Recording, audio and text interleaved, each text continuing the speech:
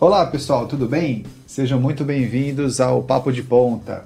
Hoje eu tenho aqui um amigo de longa data, um amigo que trabalhou comigo há muito tempo atrás. A gente tem história para contar porque a gente às vezes se estranhava nas metodologias, mas depois tudo dava certo. Hoje eu vou falar com o Carlos, e o Carlos ele é desenvolvedor há mais de 20 anos. Vamos conhecer o Carlos?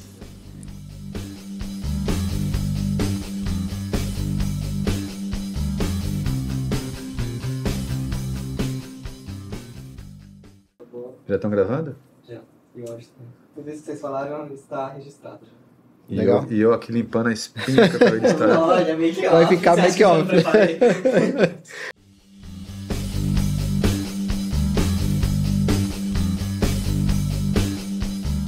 E aí, Carlos, tudo bem, cara? Tudo bom, Emerson? Obrigado pelo teu convite, né? Fiquei bastante feliz aí por você ter me convidado. Os convites seus eu nunca recuso, né? O que você me pedisse, pedir para me plantar bananeira, eu venho. E bem legal. E o tema me interessou bastante também para vir para cá. Sim, sim. A gente vai falar sobre... A gente até fica tentando dar uma serpenteada nesse tema aí, mas a gente pode falar sobre muitas certo. outras coisas, não tem Que problema legal. nenhum. Até porque eu quero saber extrair de você ali a tua história. Bacana. Em primeiro lugar, eu queria agradecer você por ter mandado aquele depoimento para mim. Foi muito útil, até porque inspira os alunos a entender a nossa trajetória, como é que, da onde a gente vem, o que a gente faz e tal. E agradecer por você ter aceito e vir aqui para gravar o episódio conosco, porque Legal. isso também vai ser bem legal para a gente.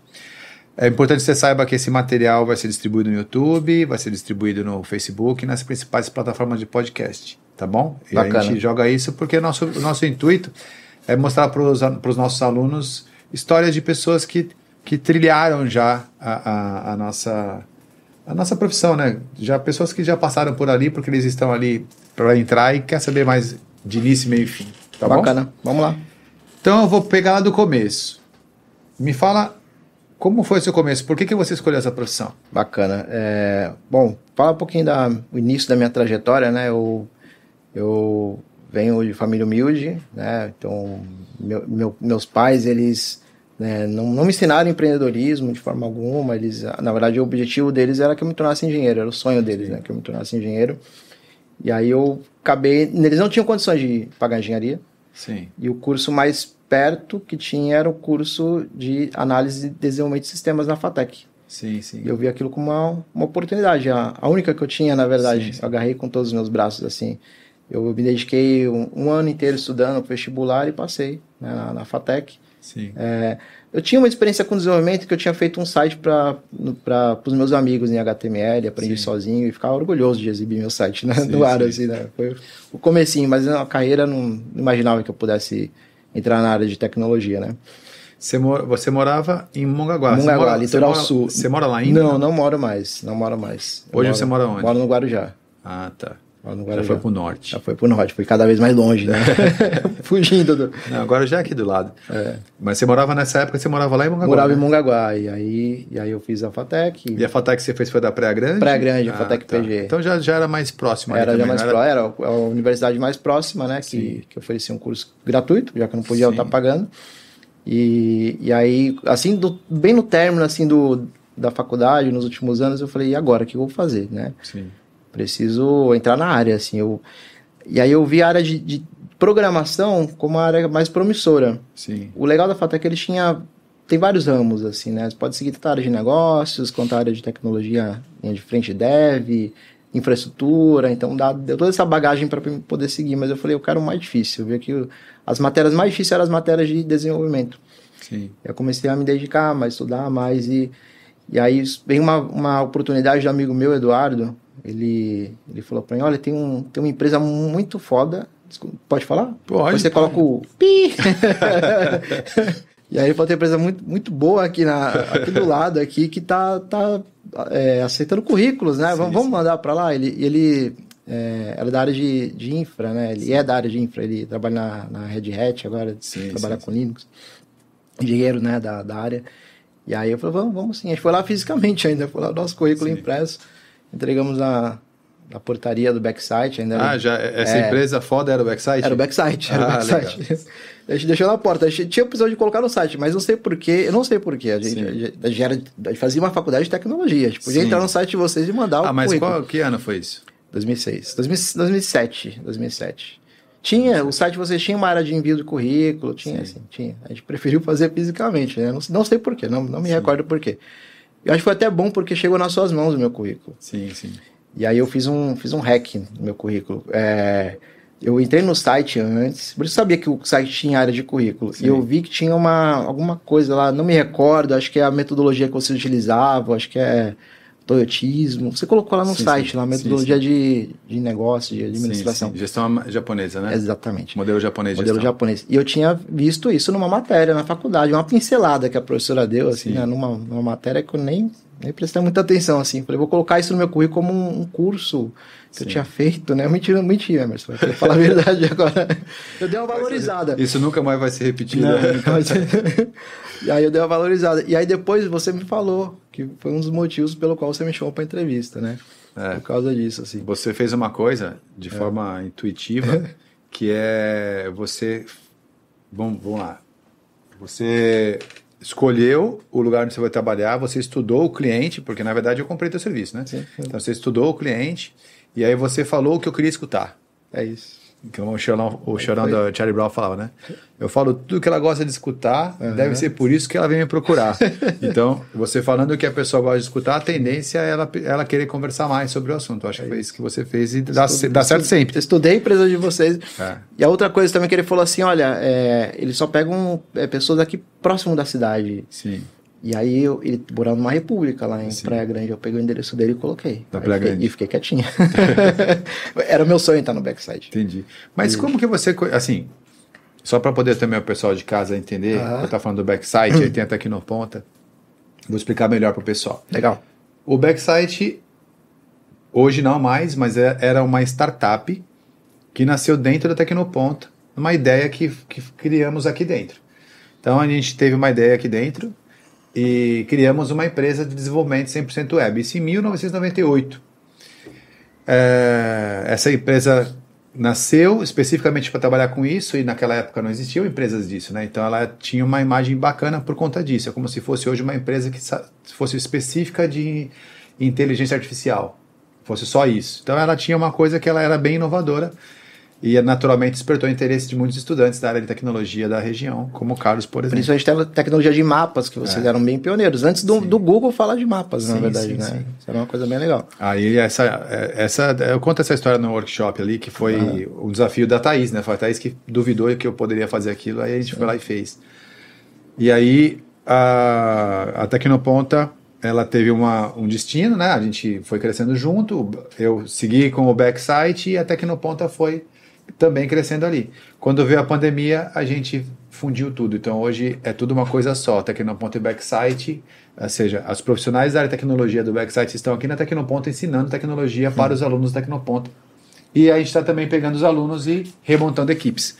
Então, é uma coisa só. Agora, o movimento é único. Muito legal. E assim, o Backsite, né, ele foi a minha base como profissional, assim, né? O meu contato com você foi a minha base como profissional, assim. Porque primeiro você foi a primeira figura empreendedora. Como eu falei, meus pais, minha mãe era dona de casa, meu pai ele se aposentou como encarregado de lubrificação. Sim. Meu pai trocava óleo de máquina. Sim. Né? Então assim, eles no momento algum chegaram para mim e falaram, Carlos, vai abrir tua empresa. Sim, lá atrás do teu negócio, né? Minha mãe também não, viu, Carlos? Então minha mãe também não. Isso é legal, porque eu digo, de alguma forma, o empreendedorismo ele foi me escolhendo, assim, né? Ele acabou me escolhendo e você foi a primeira figura nesse sentido, assim. Quando eu cheguei no Emerson, eu falei... O que eu falo sobre isso? Eu falo assim, ó, antes que você também comece a falar muito sobre esse modelo, né?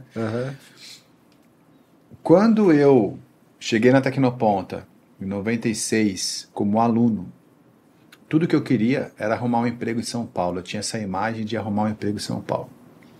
E aí eu estudei pra cacete e fiquei procurando. Só que, como a minha oportunidade não vinha, eu montei o meu próprio negócio.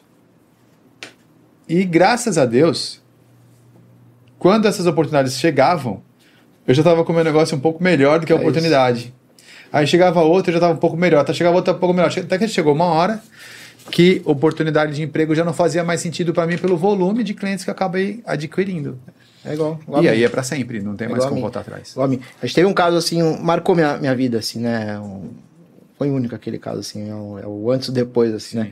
Foi quando eu recebi uma proposta, eu ainda como programador do backside, eu já tinha ganhado um pouquinho mais de musculatura, já estava me achando, né? Agora o backside ficou pequeno para mim. Sim. Né? Porque eu já começava a olhar para fora e ver todos os meus amigos lá da faculdade que estavam indo nas multinacionais. Sim.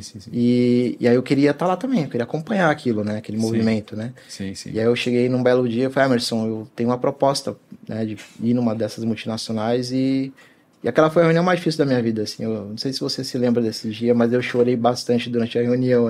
Eu me lembro que o Robson ficou muito bravo com você. Eu sei também. Porque o Robson, na linha sucessora, certo era ele, porque é um caminho, né? As pessoas, ela chega ali, por exemplo, você chegou e está vislumbrado com o movimento da startup. Hoje já não é mais, né? Tem 25 anos, não é mais uma startup. Mas você chegou vislumbrado com o movimento da startup. E aí você fez parte daquilo. Naturalmente, quando você faz parte de qualquer movimento, você depois, não é que você deixa de se encantar, é que você já conheceu aquilo que era surpreendente e não te surpreende mais. Você começa a virar, você faz parte agora, né? Perfeito. E você ficou ali. Então é muito natural que as pessoas que estão por mais tempo sigam um caminho específico e depois quem está ali no meio assuma. E você furou a fila. Furou a fila. E ele ficou muito bravo. Eu me lembro que ele ficou muito bravo com a tua saída, porque eu acho que ele queria que você ficasse para segurar a empresa. Assim, mas nesse momento, inicialmente eu não fui. Não foi? Não fui. Você falou, fica. Fica porque é importante que você fique. Eu estava segurando alguns projetos bem importantes e eu não fui. Eu fiquei. E aí, porque esse ponto é... Então, essa foi a primeira vez.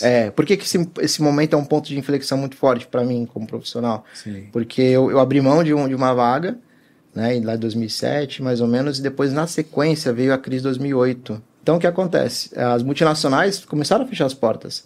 Aquela recrutadora que batia na faculdade oferecer vaga para estagiário já não batia mais. Sim. E aí eu corri depois atrás. Aí eu saí do backside, depois fiquei um tempo, ainda fiquei uns 6 a 8 meses no backside. Depois eu falei, agora é o momento de eu ir. Minha cabeça já estava para fora, né, da janela do backside, né? E aí o que acontece? Essas vagas já não vinham, não apareceram de novo. Então agradeço por você ter me segurado, porque de alguma forma você foi me colocando para o caminho do empreendedorismo. Não sei como, até me pergunto às vezes assim, e se eu fosse? Como seria a minha vida hoje? Sim. Porque aí o fato de eu não receber oportunidades para ir nessas empresas, eu comecei a olhar, né, as outras empresas da região com outro olhar. Uma dessas empresas eu acabei recebendo uma proposta de ser programador, depois fui promovido a gerente, depois como sócio. Sim. Então foi essa escalada, né? Sim. E aí o meu caminho no empreendedorismo foi por causa desse ponto de inflexão. Eu não ter ido para essa empresa fez com que eu ficasse aqui, que eu desenvolvesse mais essa questão do empreendedorismo. Né? Sim. Tem um lado bom e tem um lado ruim, né? O lado bom do empreendedorismo é porque assim, como é que eu enxergo a vida profissional? É inevitável, tá? Vou falar assim, eu fiz uma entrevista recentemente com o Igor, até tem ele lá no canal para poder o pessoal ver. E você percebe assim, o Igor, quando ele chegou no backside, também é a mesma coisa. Chegou sem saber absolutamente nada e aí foi aprendendo as coisas. No teu caso, não. Você já chegou sabendo. Até falo sobre isso no treinamento que eu dou gratuitamente. Você chegou já sabendo. O que é um pouco mais difícil, porque tem que esvaziar o copo para poder aprender da forma que a gente trabalha, né? Sim. E aí você foi uma outra situação. O Igor chegou sem saber nada. Chegou com um copo vazio para aprender tudo ali dentro.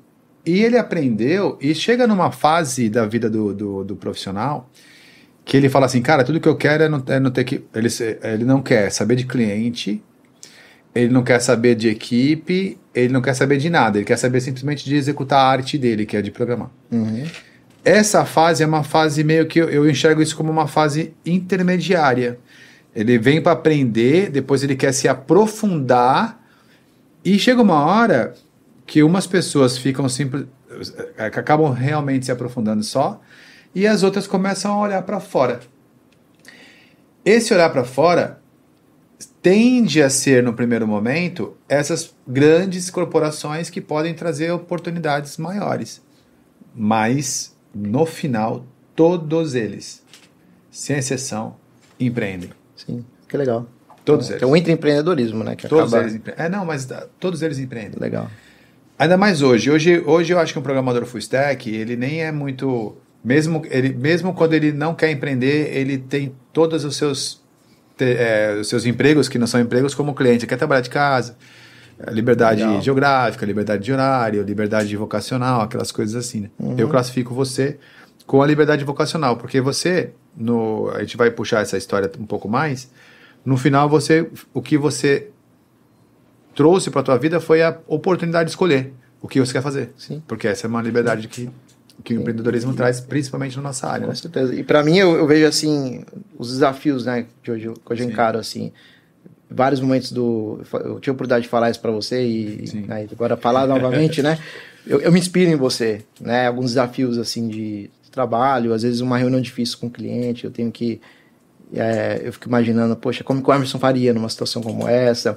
Quando um profissional ele está sendo assediado por uma grande empresa e eu tenho que inverter essa mesa hoje e convencer dele de ficar. Sim. Aconteceu várias vezes. E aí, o que eu faço? Né? Eu me vejo no papel contrário, eu falo da minha experiência.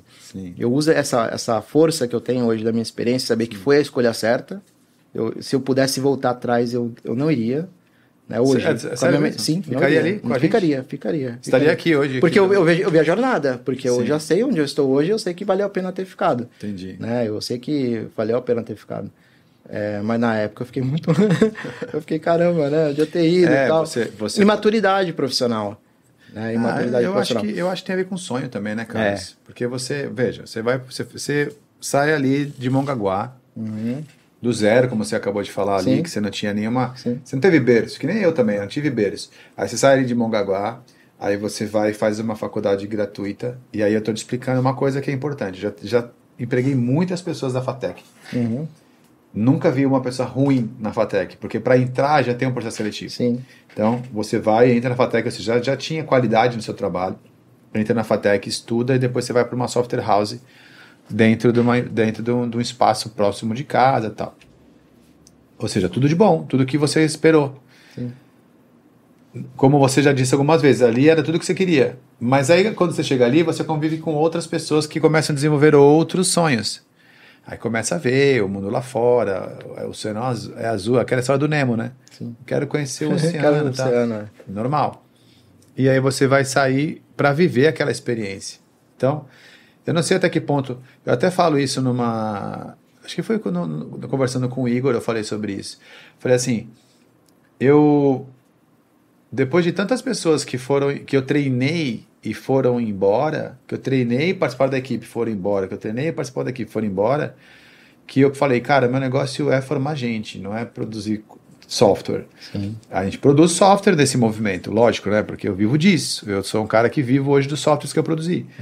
Porém, o meu maior ativo são as pessoas. Que legal. Porque elas aprendem, então eu acabo fornecendo para o mercado uma série de pessoas. Então eu gosto muito de quem chega para aprender, entendeu? Todo mundo que vem aqui é inevitável, aprende muita coisa. Se você pegar o antes e o depois de qualquer profissional nosso, vai ver que o Backsite é uma empresa escola. E agora com a fusão da Tecnoponta com o Backsite, aí que ficou... Muito legal. E quando eu cheguei aqui, falei antes da nosso podcast, a sensação de chegar em casa, né? Foi incrível, assim, foi muito natural essa sensação, assim, rever as pessoas de tanto tempo que fizeram parte da minha história, eu tô em casa. Né? E até aquele nervosismo mesmo de ter que vir gravar e fazer podcast foi embora. Não tem, né? não tem que esquentar. Realmente em casa, assim, eu lembro de alguns pontos seus, assim, né? Eu lembro que você, na época que você era professor da Tecnoponta e você abriu mão de ser professor para se dedicar ao Backsite. Né? Essa tua jornada empreendedora, ela me inspira. Eu gosto de ver cases de sucesso. E eu lembro da reunião que você teve conosco, você falou assim, olha gente, eu estou me dedicando 100% ao Backsite neste momento para abrir mão das aulas. E aí depois você era professor na Tecnoponta. Sim. Aí você depois comprou a Tecnoponta. Então, né? eu tinha um excelente salário de professor. Eu lembro, você mostrou pra gente cheque. Muita gente. Sim. E no Backsite eu não ganhava nada. Mas eu tinha um sonho ali dentro, tinha um plano para aquele lugar. E eu cheguei lá, e o que aconteceu na sequência? O Backside prosperou, e hoje o jogo se inverteu. O Backside foi a base para que você pudesse fazer essa mudança de professor a dono da escola, né? Sim. E aí eu fico pensando assim, poxa, quantos professores, de repente, também tiveram medo de dar esse passo, né? Porque é um passo mais assim, eu uso isso como uma referência, porque diversas vezes, assim, durante o processo de empreendedor, eu tive dificuldades e eu via... chegava vagas extraordinárias, amigos meus, olha, vem aqui, vem trabalhar comigo, entendeu? Falei, não, agora eu quero cuidar do meu negócio, eu quero prosperar com isso aqui, né? Então acabou eu lembrar muito dessa passagem, justamente. Deixa eu te perguntar uma coisa. Então vamos lá. Então a gente falou um pouco do teu começo ali, que você veio da FATEC, né? Ali de Praia Grande, Mongaguá. Legal. E aí você veio trabalhar no Backside comigo. Isso. Sabotei no currículo. E entrou, veio fazer parte da minha equipe. Aí você trabalhou... Quais projetos... Você lembra quais projetos você trabalhou? Lembro bem. Comecei trabalhando com o GED. O GED era um projeto que ninguém queria. Um projeto assim... Era difícil porque era meio que tinha muita gambiarra, entendeu? Vários provedores passaram, provedores indisciplinados. Esse sistema GED era um sistema que a gente dava manutenção, mas era da documental. Exatamente. Não era nosso. Não era de vocês, é verdade. Era um sistema que já chegou... já chegou ruim. Já chegou com alguns probleminhas. E aí foi a primeira coisa que eu comecei a mexer. Aí ganhei um pouquinho de musculatura no GED, depois eu já fui alocado para o sistema financeiro. Da Mitra? Isso, da Mitra. Legal. Você e aí, era estagiário de alguém? Esse filho foi meu, do comecinho dele... Você era estagiário de alguém? Ou seja, tinha alguém que estava acima de você? Na hierarquia na época, da empresa? O Robson. Você era estagiário do Robson? Isso. O Robson me ensinou muita coisa. Muita coisa, assim. Deu muito a ele também, muita. Ele tá na Europa, ele. Eu sei, eu falo com ele. Eu falo com ele. Eu chamei ele para poder fazer uma entrevista também online, mas ele nem me respondeu. Eu acho o contato que eu tenho dele não deve ser antigo. Eu vou te me mandar passa o contato dele que eu vou mandar para ele. Ele vai ver isso aqui. Aprendi muito. O Robson, ele era linha dura. Sim. Ele era dura, era general, assim. E eu fui treinado por um cara que me treinou. Bota o cap soldado. Isso. Foi uma base muito boa. Sabe que a gente tem o Vitor aqui. E o Vitor trabalhou com o Robson também e trabalha com a gente até hoje. Sim. E o Vitor fala que assim, tem imagens do Robson do generalzão. Ele dá medo. Ele é... Porra, na hora que eu cheguei assim, tinha essa imagem que foi quebrando aos poucos, né? Depois a gente foi criando amizade. Então eu fui estagiário assim do Robson. E tinha alguém que era abaixo de você, algum estagiário? Você lembra? Tivemos alguns estagiários, sim. Eu não me recordo o nome deles. Mas tivemos uns 2, uns 3, assim. Alguns não deram certo. E você até falou, sentou comigo, esse cara, você acha que tem jeito? Eu falei, eu acho que tem de tudo quanto é jeito. Eu acho que você trabalhou com o Denis, que era um japonesinho, que era teu estagiário. É isso mesmo. Não é isso? É isso mesmo, Denis. Ele ficou, eu saí, ele ficou. E o Diego era estagiário do Robson. Também. Eu acho que era aí. Eu trabalhei o Diego era estagiário do Robson e o Denis era teu estagiário. Você não era estagiário do Robson. Não. Você trabalhou com o Fabiano Keller? Eu uso essa coisa do Robson porque eu fui o aprendiz. Ele me treinou. Ele tinha mais experiência. Mas você chegou a trabalhar com o Fabiano Keller? Não, mas eu sei que ele fez história no Backside. Sim. Foi bastante falado. Sim. É igual o Cabral, né? Tem uns caras que eu vou trazer aqui da antiga pra gente conversar. Legal, traz sim. Eu vou interessar todo mundo, né? A gente vai saber de... Mas essa base de projetos, assim... eu também fiz um aplicativo de biometria, também foi bem legal, o BBPass. Da Black Bee, sim. Você trabalhou bastante pra Black Bee também, não foi? Fiz alguns projetos da Black Bee, participei de algumas pequenas partes também, às vezes, por exemplo, então, o BI eu ajudei a fazer um dos desafios, assim, logo no começo... Vocês me falaram assim, eu preciso fazer gráficos e preciso fazer integrações com planilhas, assim. Eu falei, como que eu vou fazer isso? Né? Eu tinha acabado de chegar, assim. E aí eu não consegui, uns 2, 3 dias tentando fazer, não rendia, assim. Eu levava o trabalho para casa. Eu dormia 2 horas por dia para tentar fazer. E aí, num belo dia, eu consegui, numa noite, na verdade, eu consegui trazer o que era esperado ali para rodar um piloto. E aí o Robson olhou pra minha cara, você tá trabalhando em casa, né? Porque ele viu do final do expediente que eu não tinha terminado. Aí às 9 da manhã tá pronto. Sim. Né? Então eu ajudei também a trabalhar no projeto do BI também. Cara, no Backside tem umas coisas que acontecem, por exemplo, o pessoal tá assistindo acha que eu fazia trabalhar em casa, eu nem sabia disso. Não, eu fiz porque eu queria entregar o resultado. Sim, era a vontade de concretizar, né? É isso. Mas assim, teve uma história que assim, quando na época dos mapas, essa história, ela é... Quem viveu essa história vai lembrar. Na época dos mapas, a gente desenhava os mapas eletronicamente, né? Sim. Com coordenadas. Cara. E eles processavam via coordenadas.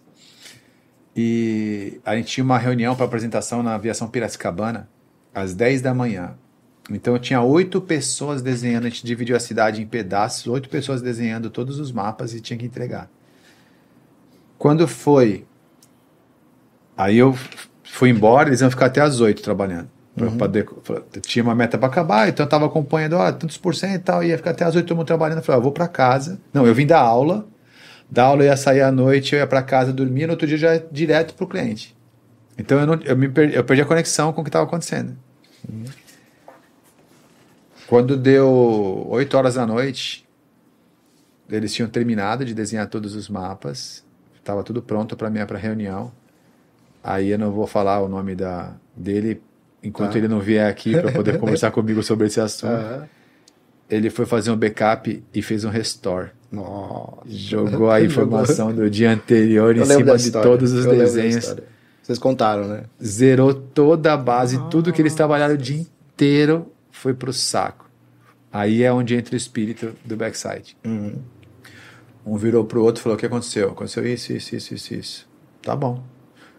Compra pizza, cerveja, cigarro, refrigerante. Eles fizeram do escritório uma balada.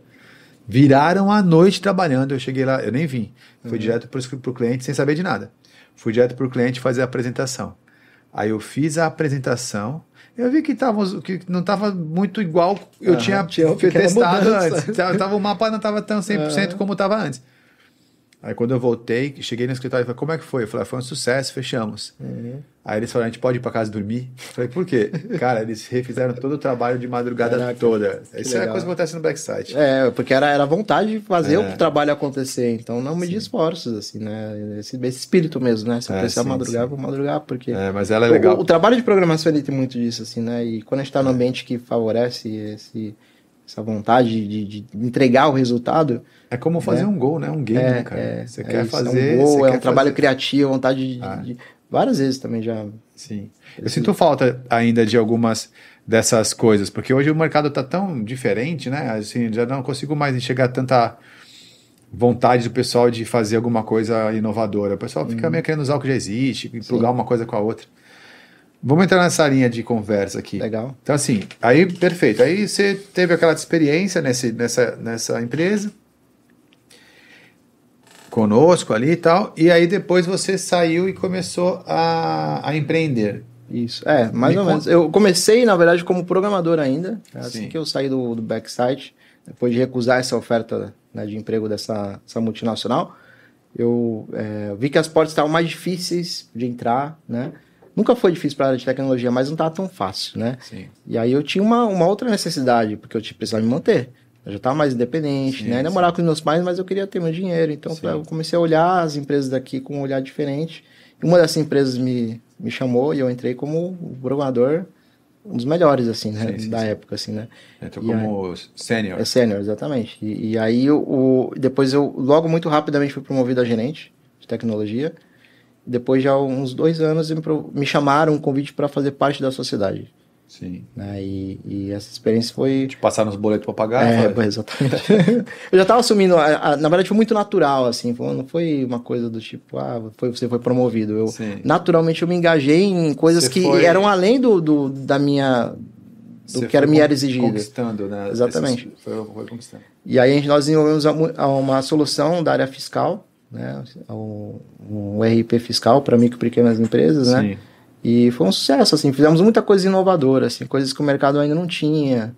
A área fiscal é bastante engessada, requer sempre atualização. Sim. O serviço para as empresas contabilidades terceirizadas, ele também é bastante trabalhoso. Integrar N empresas com escritórios é sempre um desafio para eles, né? Sim. E a gente começava a fazer tecnologias alternativas, assim, para conseguir atender essas integrações, né? A gente começou a ver que o mercado também copiava um pouco. A gente ia na frente, mesmo sendo uma empresa pequena, mas bastante inovadora. A nossa rapidez de fazer as coisas era incrível. Essa é a vantagem da startup. Exatamente. A empresa pequena, ela tem a vantagem como se ela fosse um jet ski, né? Sim. Então, você tem lá o transatlântico passando, ele é lento, ele é poderoso, mas ele é mais... O jet você vira para cá, vira para lá. Exatamente. A gente começou a fazer coisas que o mercado não tinha, e a gente começou a ter bastante cliente, a atendê-los da melhor forma, como grandes empresas não conseguiram. E aí a gente teve uma ideia, assim, uma ideia muito ruim, assim, na verdade foi boa no começo, mas depois não foi boa, de ir para outro segmento. Né? Eu e meu sócio falamos, vamos para outro segmento, vamos fazer aplicativo customizado de baixo custo. Sim. Né? E ele estava com um bom investimento na época, tinha um investidor anjo com a gente, e deu super certo. As vendas, mas os projetos não foram entregues, e boa parte dos projetos não foram entregues, né? É mesmo? Sim.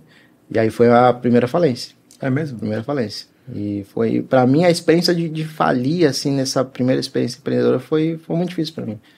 Foi a pior experiência que eu já tive, assim, porque Sim. a gente estava com 15 funcionários na época, a gente já estava com uma estrutura, e aí, do nada, a gente tem que entregar o escritório, numa época que nem se falava em home office direito, né? Sim. Botar todo mundo em casa, porque para economizar, né? E depois não conseguir manter essas pessoas. Então, assim, a falência para mim, nessa primeira empreitada, não efetivamente uma falência, porque o negócio continuou ainda, mas eu digo que essa empreitada, ela não deu certo, né?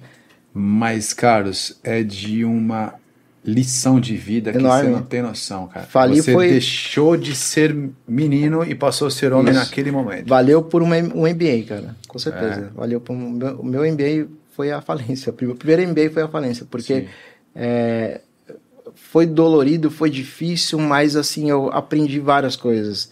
Principalmente o que não fazer. Sim. O que não fazer eu aprendi na prática, o que não se deve ser feito, né? Sim. Então, assim, hoje eu tenho muita atenção, eu me especializei, na verdade, sempre busquei conhecimento, né, na teoria, gestão de projetos, e na prática eu não conseguia aplicar essas coisas, porque parece que a empresa, quando está acontecendo, ela é uma locomotiva rápida, né, e aí você tem que sempre forçar para fazer sempre o melhor, fazer o que é certo, não fazer não tem caminho mínimo, não tem, né. Então eu aprendi bastante com essa falência, né, e aí eu retomei. E aí, você retomou sozinho? Retomei sozinho. Aí a minha jornada solo, empreendedora. Porque até então, eu era empresário de uma empresa que eu recebi convite para ser sócio. Entendi. Né? E aí depois eu parti de uma então jornada solo. Você pegou uma coisa meio que herdada, né? Exatamente. E aí agora Agora eu vou começar do zero, sozinho. Sozinho. E sozinho. aí? Com a base no meu conhecimento, com a base com o que eu tinha adquirido de experiência, né? Sim. E faz toda a diferença, assim, hoje por isso que eu falo, o empreendedorismo, eu não escolhi o empreendedorismo, ele me escolheu. Sim. Né? De alguma forma, ele me escolheu. Eu tenho algumas ponderações. Eu acho que a gente nasce empreendedor. Legal. Não acho que nem que você escolha ser empreendedor e nem que o empreendedorismo te escolheu. É que é mais ou menos assim, uma pessoa que é engraçada, ela é engraçada. Se você não for engraçado e tentar ser engraçado, não tem graça. Pessoa que é engraçada, ela é engraçada, ela tem aquilo, ela nasce com aquilo. Ah, mas tem diversas técnicas para poder você ser comediante. Cara, é diferente. Tem comediante que você olha para esse e ri sem ele falar nada. Ele é engraçado. O empreendedor é meio isso. Daria até para assim, falar a respeito como se fosse uma doença. Você não escolhe ser empreendedor. Por você ter essa sensação, foi o empreendedor que me escolheu. Não, legal. Você não escolhe, você nasceu com esse negócio. É uma habilidade humana que você você até pode estudar e aprender a ser administrador.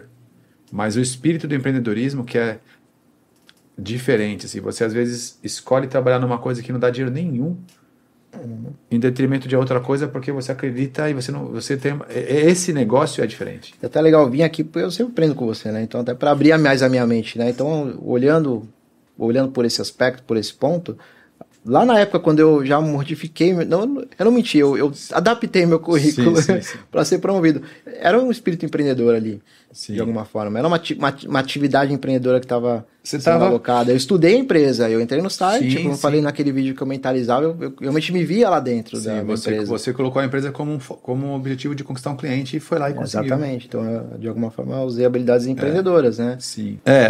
Habilidades empreendedoras no sentido de você ter escrito o que eu queria escutar. Perfeito. Né? Não necessariamente eu vendi um produto. Eu vendi um produto. Porque, por exemplo, se eu for escrever um currículo hoje, eu posso escrever 5 páginas do que pode ter de elementos ali. Aí se eu já sei com quem eu vou falar e colocar só as coisas, mas o colocar coisa que não é verdade, aí já não tem... Não é legal. Eu compreendo. Que isso não é empreendedorismo, não foi legal. É verdade. Mas assim, eu estudei. Emerson do Bronca no pupilo online, ao vivo. É ao vivo. Mas não que eu mentia, eu não mentia, vamos tentar melhorar. Eu não menti no currículo. Enfatizei. Eu sabia. Se você fizesse uma Profetizou. pergunta. Se você fizesse uma pergunta do que era a metodologia, eu saberia te responder, mas eu não fiz o curso, né? Enfatizou, profetizou. Mas também tá tudo certo. Você foi um excelente profissional da minha equipe, não posso falar assim. São poucos os profissionais que passaram da minha equipe em que eu consigo lembrar. Já teve na equipe do Backside, acho que já passaram mais de 200 profissionais. E desses 200 eu tenho aqueles que eu lembro, assim, que fizeram sentido, que participaram de projetos importantes. Legal. E tem uns que são meio coadjuvantes, né? Vem, ajuda e vai embora. E não teve tanta representatividade. E às vezes nem é por conta da pessoa, é porque não teve a sorte de ter um projeto grande bem na hora que ele estava ali, então ele não viveu a história. Sim. Mas você não, você foi um dos que tiveram a oportunidade de estar de frente com projetos importantes, né? Então não tem como esquecer. Por isso eu já falei, Carlos, e aí tal? Como é que você tá? Vamos conversar um pouco sobre isso. Jornada futuro agora, Carlos. Como é que você está se posicionando? E como é que você está e como é a visão do seu futuro? Legal. Hoje a minha tecnologia está bem sólida. Os clientes eles gostam muito da tecnologia. Hoje a empresa se paga. Isso é bem legal, né? Então chegou daquele break-even point. A empresa hoje ela se paga, hoje a gente tem... Eu foco muito no atendimento também, os clientes, eu procuro sempre muito atender, as pessoas que eu coloco na frente do atendimento, eu me preocupo muito em fazer com que elas deem o melhor ali na frente. É o primeiro contato da empresa, né? O suporte também, que é o dia a dia, é que as pessoas falam bastante com os colaboradores de suporte, então eu treino bastante nisso. Hoje o desafio é sempre lidar com pessoas, né? Eu vim numa área que eu tinha que lidar com algoritmos. O segredo são as pessoas. Exatamente. Então, hoje eu me coloco em desafios de lidar com pessoas, e é sempre a parte mais difícil. Né? Então, assim, para quem é extremamente técnico, como e eu agora me vejo em desafios de negócios, eu tenho que lidar hoje com funcionários, reter talentos é uma dificuldade grande, reter talentos, né? Talentos muito bons, e como lidar com a sede de grandes empresas, né? Como a gente falou. Eu procuro hoje não... Igual você mesmo falou, quando eu vejo que a questão do sonho está muito forte, eu não tento puxar muito, porque não tem jeito, né? Mas, na medida possível, criar um ambiente que ele possa sentir parte, né? Colaborador, ou programador, ou vendedor, seja quem quer que seja na minha empresa, hoje queira fazer parte da equipe, verdadeiramente crescer junto comigo. Lidar com sócios também não é um grande desafio, né? Muito grande, né? A minha sócia vai ficar difícil, né? Familiar, minha entendeu? Esposa, quando as coisas estão indo bem. Sabe bem como que é. A gente quando mora junto, quando está indo mal, já acorda e durma com a pressão do dia a dia. Lidar com sócio não é fácil. Hoje o desafio é mais essa questão de pessoas. Expandir é sempre um desafio, mas hoje eu aprendi também que não adianta expandir de qualquer jeito.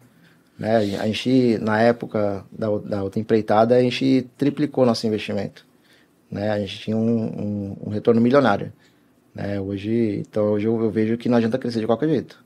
Não dá para crescer de qualquer jeito. Né? Então é importante fazer com pé no chão, consistência, né? Metodologia. Eu lembro que você falava muito isso no Backside. Vamos trabalhar com método. Né? Você falava implantar sistemas como o POP, o procedimento operacional padrão, falar muito disso. Então aí eu me inspiro nessa, eu absorvo muitas coisas que você passou pra gente na época, né? Desafios tanto pro departamento de inteligência, que eu achava legal, eu achava o máximo chamar inteligência.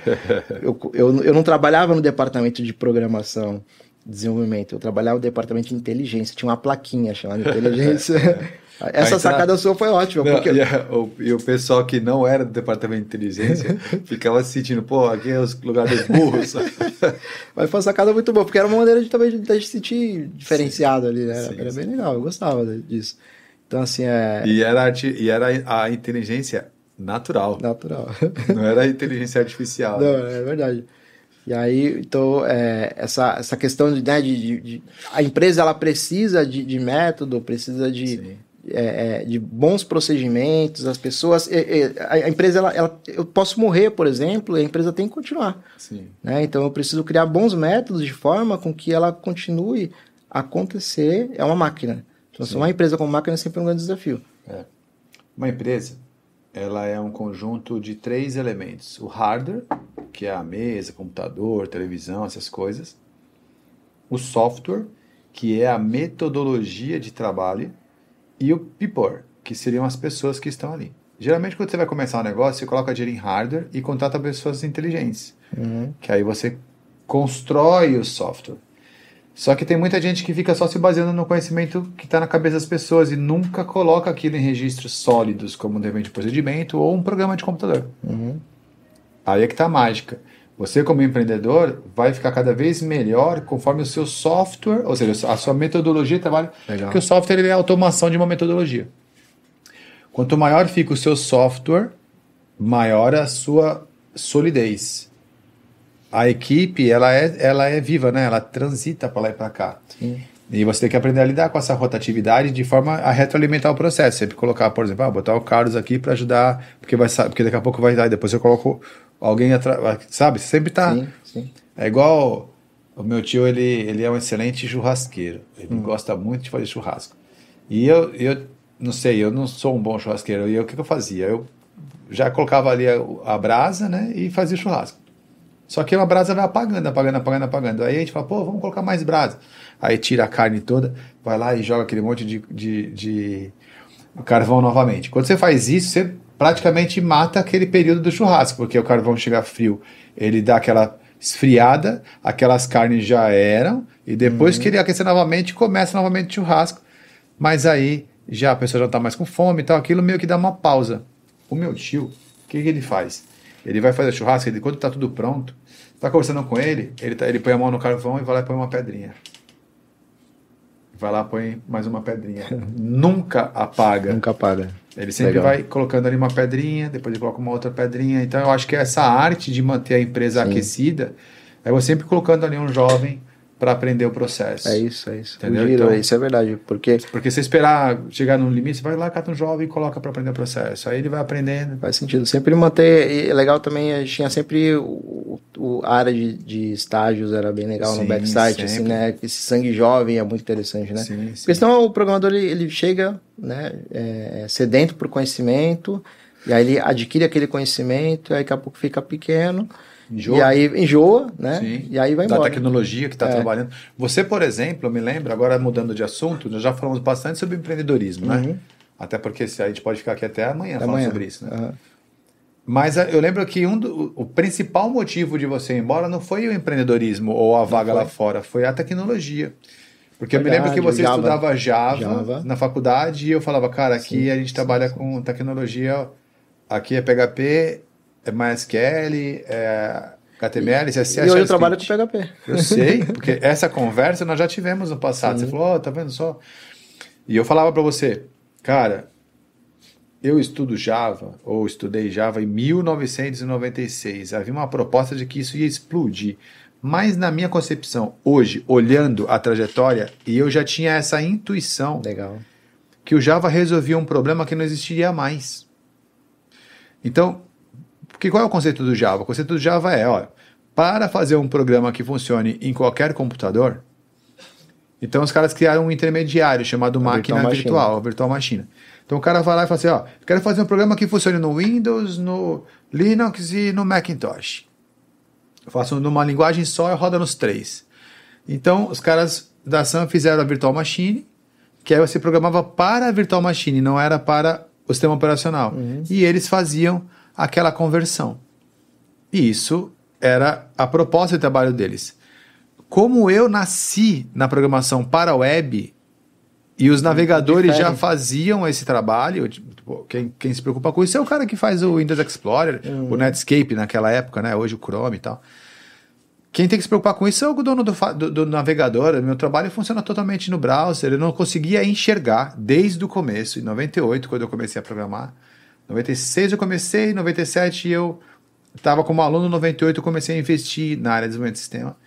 Eu nunca enxerguei a necessidade da virtual machine. Para mim sempre aquilo ali era... Quer ver? No desenvolvimento de aplicativos para telefone, aconteceu uma coisa muito parecida. Hoje, por exemplo, você trabalha lá com... Os híbridos.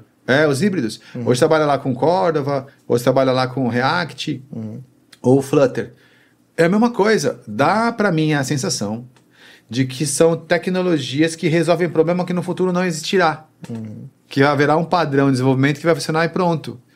Então eu não consigo ver a longo prazo isso como uma solução válida, a não ser como se fosse um atravessador. Esse desafio, né, na verdade, vem muito da faculdade, porque essas grandes empresas elas doutrinam os profissionais chiitas, né, que vão vender depois dessas tecnologias futuras, e a especialidade na unidade que eu estudava, na universidade, era Java. Sim. Então a gente aprendia Java. O que as outras faculdades ensinavam algoritmo com C, a gente aprendia com Java. Sim. Então saía o defensor da tecnologia, então, né? Mas eu lembro disso assim, mas você foi o primeiro, mas não foi o último. Muitas pessoas, hoje o meu filho está fazendo faculdade de desenvolvimento de sistemas também. Legal. Está fazendo ciência da computação. Eu sei que esse embate eu vou ter com ele. Entendeu? Então até esse podcast fica para você depois deixar registrado para eu dar play para ele escutar. Esse embate eu vou ter. Porque todos os estudantes, eu acho que o Java é a melhor linguagem de programação para você aprender a programar. Sim, que é orientado a objeto, tem todo um conjunto de regras que não dá para fugir daquilo. Sim, ele é perfeito, ele é limpo, ele é bonito e tal. Mas no chão de fábrica, é ágil. No chão de fábrica, na hora da batalha ali, no campo de batalha mesmo, você precisa resolver os problemas que aparecem para o dia a dia. Sim. E eu era programador ASP e eu estava investindo no PHP, que era uma coisa... era um ASP open source. Né? E eu sempre gostei muito do open source, então eu estava lá. Hoje em dia a gente só trabalha com PHP porque ele é open source. E aí eu me lembro que você tinha esse negócio do PHP, do Java, e eu falava, cara, aqui é PHP, e a gente teve muito conflito profissional. Muito mesmo. Eu queria mudar, e hoje eu vejo nesses processos, assim, não limitando assim a criatividade do programador, mas eu sempre eu procuro ouvir o que ele tem a trazer, porque ele está vindo da academia, é sempre coisa nova, é sempre importante, mas entender o que a empresa quer. Sim. A empresa quer isso aqui, essas são as tecnologias, esses são os padrões de projeto, assim que deve ser feito. Aí eu já peguei essa inversão de mesa eu tive várias vezes também. Mas o segredo é o seguinte,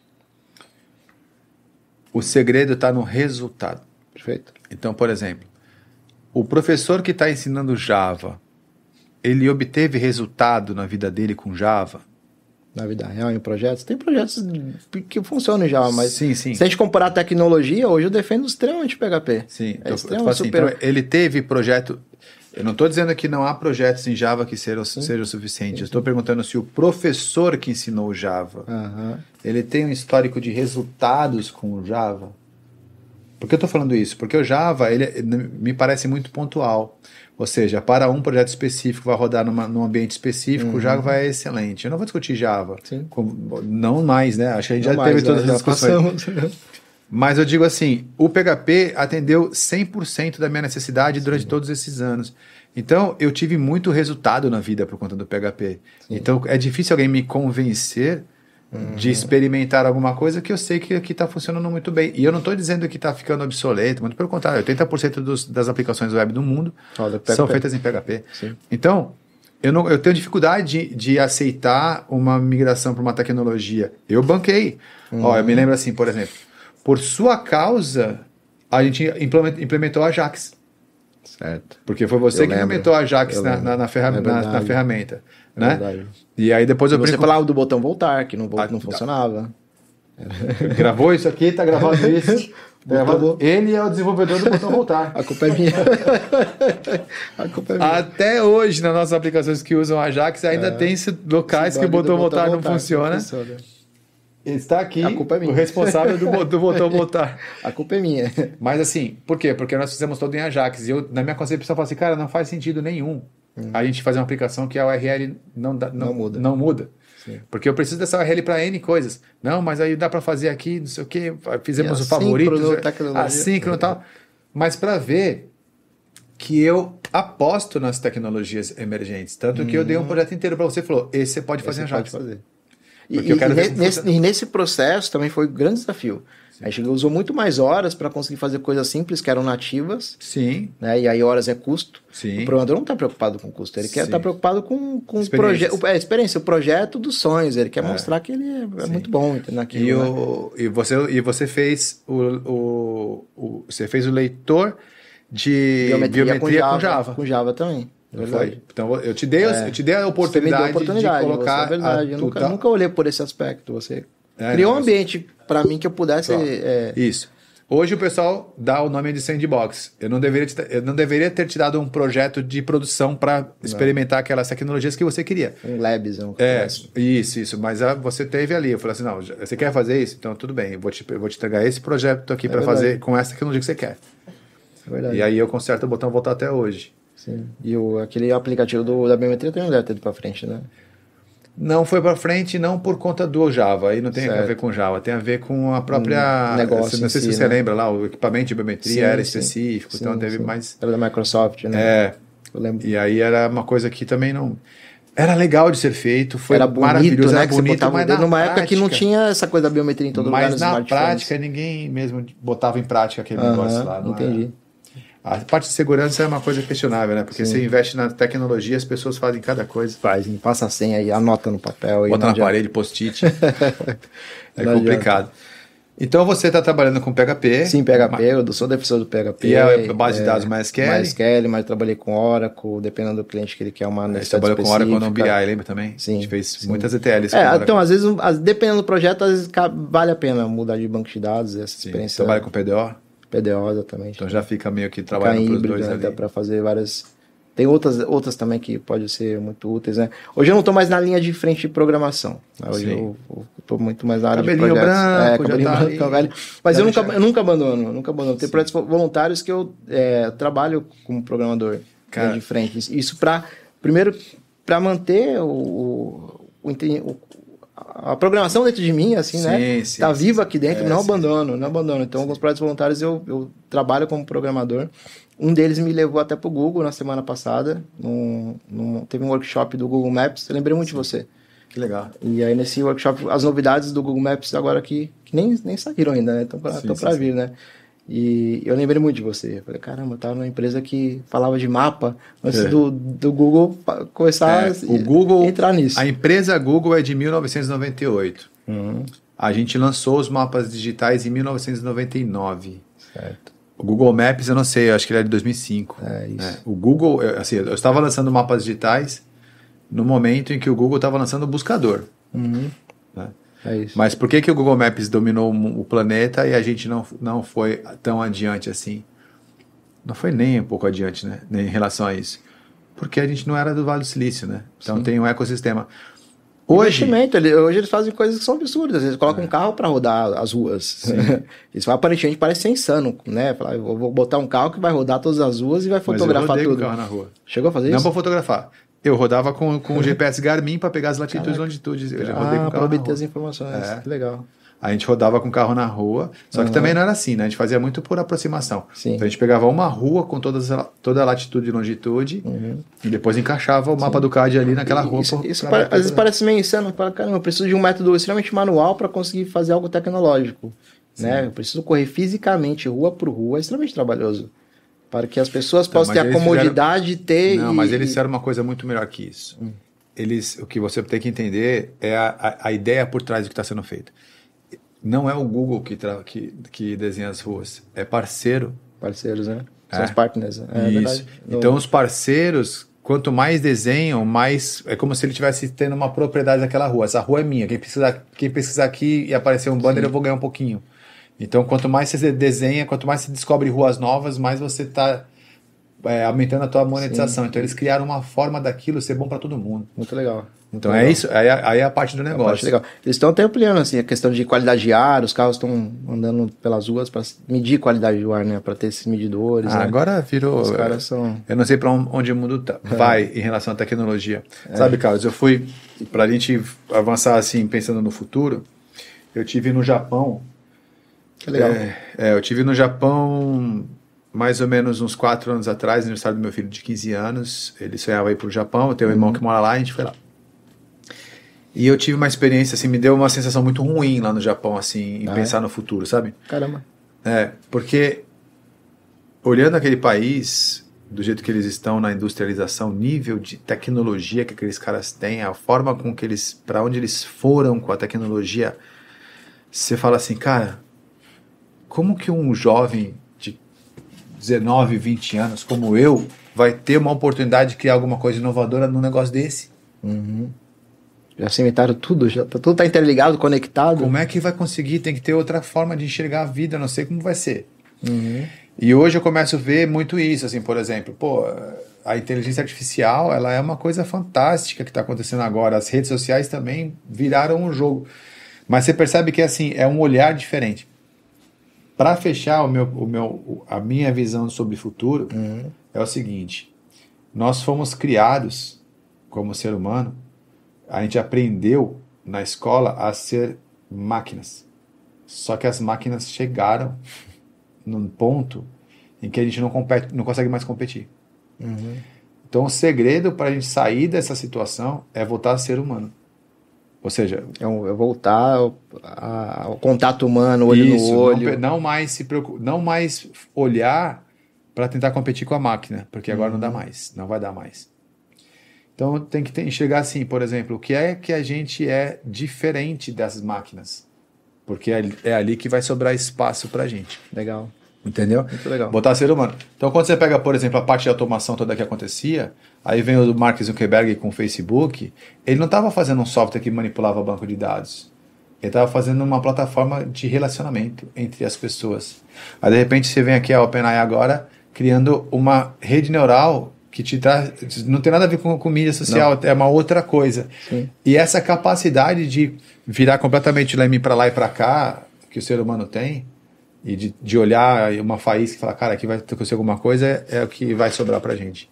De conseguir olhar em diversas direções e não só ser muito bom só naquilo, entendeu? É isso. É essa parada aí. Bacana. E aí você, no futuro, o que você... Agora, qual é a sua visão? Vou fazer uma pergunta. Depois eu faço uma pergunta para fechar, mas eu quero saber qual é a sua visão. Eu tenho olhado muito pro hoje, Emerson. Tenho olhado bastante o só por hoje. Certo. Um dia de cada vez. Isso aí é Pra mim ter feito toda a diferença, assim, porque sim, eu já fui uma pessoa que já quis o mundo e aí eu consegui algumas coisas e não deu certo.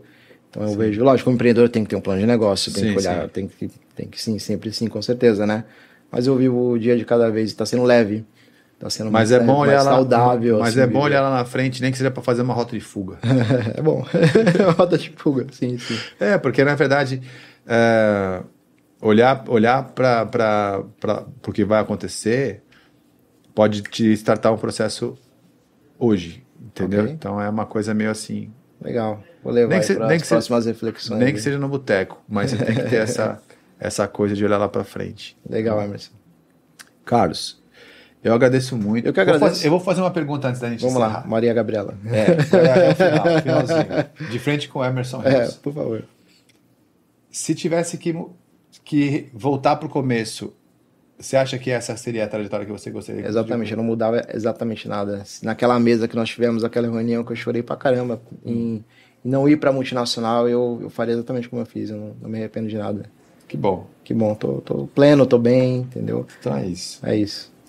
Carlos, agora sim, muito obrigado. Eu que agradeço. A gente vai falar mais sobre outras coisas em outra oportunidade. Vou usar a sua história para poder motivar os meus alunos, porque é retroalimentar esse processo que é a minha missão, né? Minha missão é realmente contribuir com esse grande déficit de profissionais que tem no mercado. Então eu tenho isso aí, então eu uso as histórias de vocês. Legal, me chama o que for necessário aqui, plantar bananeira, contar piada, eu tô aqui, Emerson. Conta comigo sempre. Muito obrigado, Carlos. Obrigado.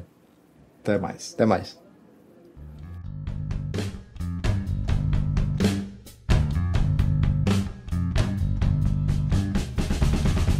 Bom, pessoal, então é isso. Papo de ponta, a gente vai conversando e vai tirando das pessoas ali uma série de histórias, né? E a história do Carlos é emocionante para mim também, porque assim, me faz lembrar de momentos da minha vida com as dificuldades de manter uma equipe, de repente é o que fica, o que sai, o que a gente vai fazer, quais são as discussões de tecnologia, mas a nossa vida é para ser vivida desse jeito aí. Eu espero que vocês tenham gostado, vamos em frente.